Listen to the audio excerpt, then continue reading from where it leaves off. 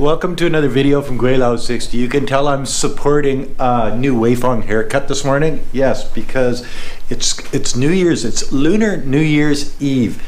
The year of the rat is tomorrow. So everything has to be new for the new year. And my hair has to be cut and look good and whatever.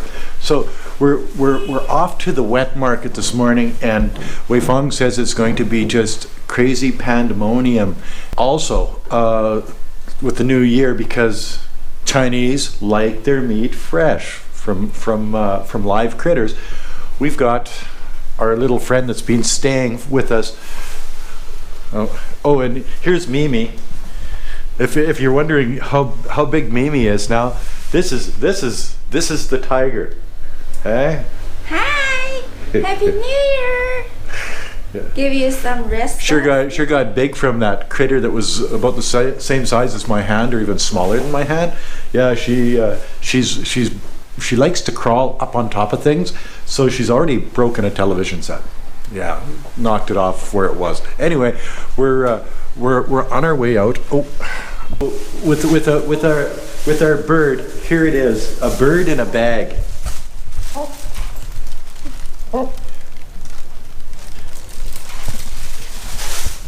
Rather than slaughter the bird in the bathroom and pluck it and make a mess, we found a lady that on the street that will do it for 10 RMB, so under $2. So we're gonna take the chicken to the lady, and the lady's going to do the dirty deed for us. Yes.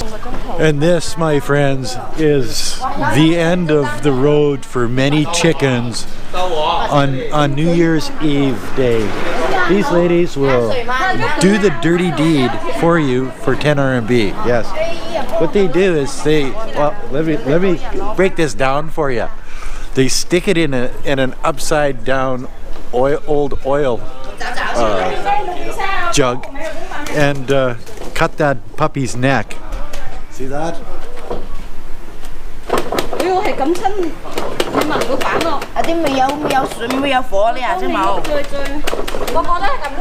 Then they bleed him out and they save the blood because everybody wants the blood. You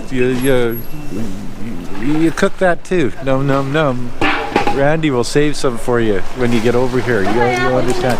And then they throw the bird. Then they throw the bird into boiling water over here for just like not even a minute, and that makes the feathers come off a lot easier. Then they pluck those suckers. Yes, they do. They pluck them hard. Yeah, and then we don't have to have a mess in our home. So our chicken is here, and we're next in line for the dirty deed.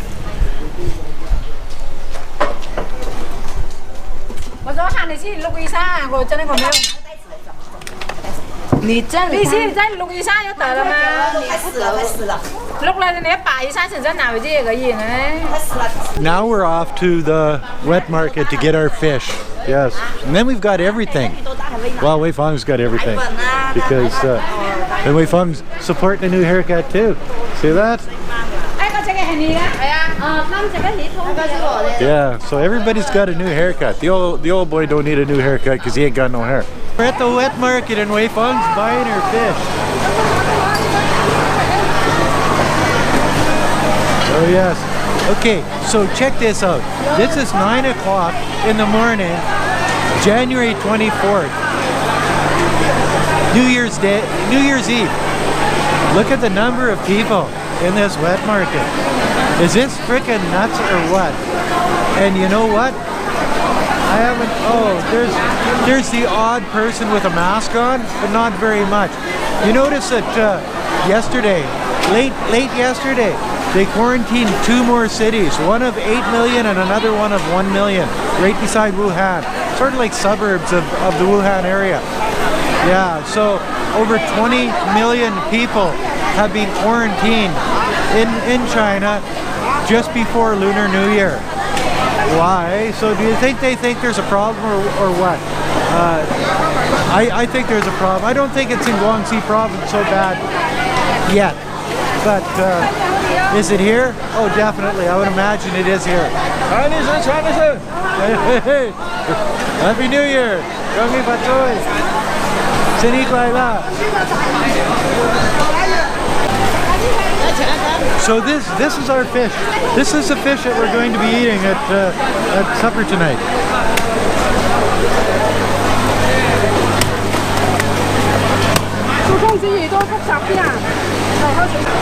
And you'll notice they have a lot of different critters in here that as North Americans we just don't eat. Yeah. I'm going to be walking through the crowd now, following Wei Fong because she's the one with the fish. I know where my food is.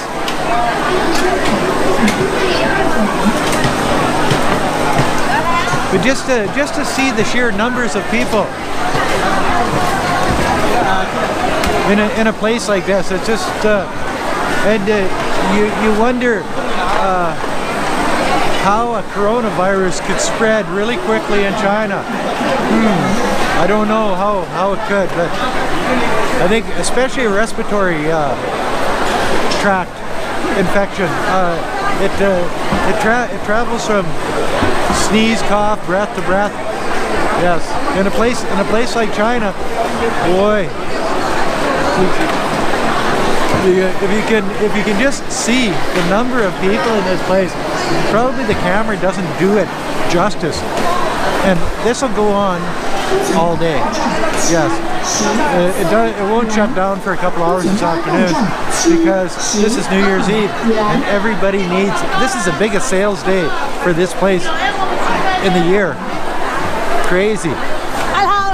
Hello, goodbye. Oh yeah, I get that. They all know me here. I've been coming to the same market for over 12 years now. They've got everything. They've got everything in this market, as you saw. Even turtles and snakes and frogs and eel. They've got, but they don't have cat here. I noticed the one down in Chaoyang district has cats in cages. I've seen alligators here. And so that's the end of our shopping for this year. We're on our way home. The rest of it is cooking, drinking, and eating. So just when you think that the shopping is over, Wei Fong says we don't have enough color. We need some yellow and we need some orange. So she wants her supper to be colorful. You're gonna.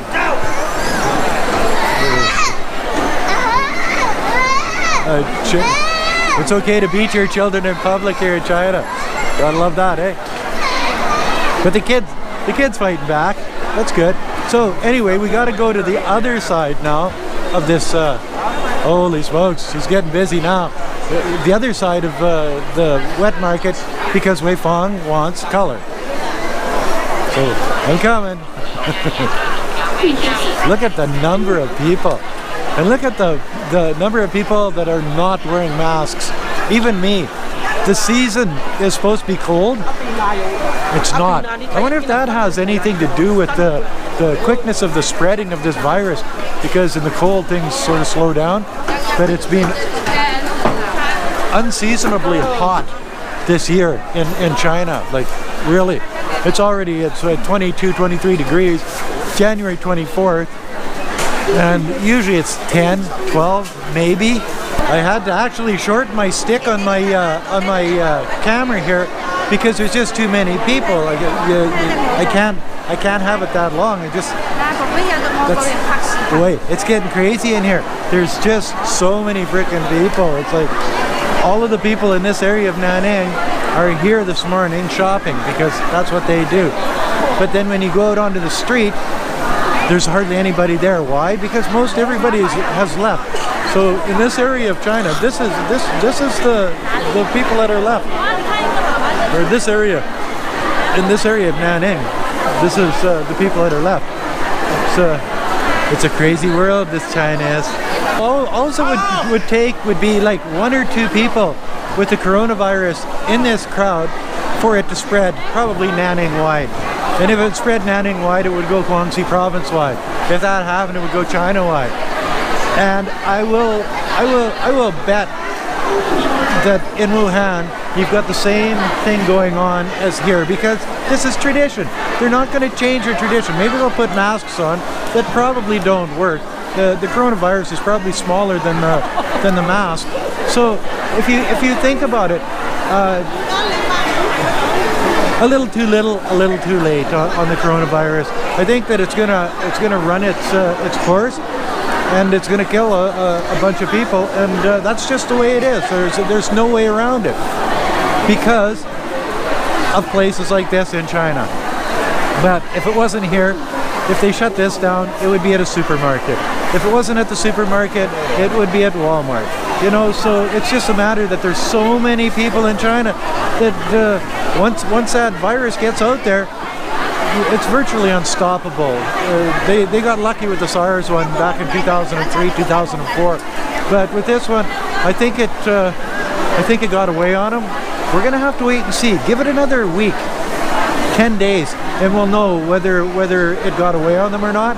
But right now, I'm thinking, yeah, by the reports that I hear from people around China, and I know lots of people around China, it looks like it might have got away on them in Thailand, in South Korea, the States, Japan, you know, all of these places.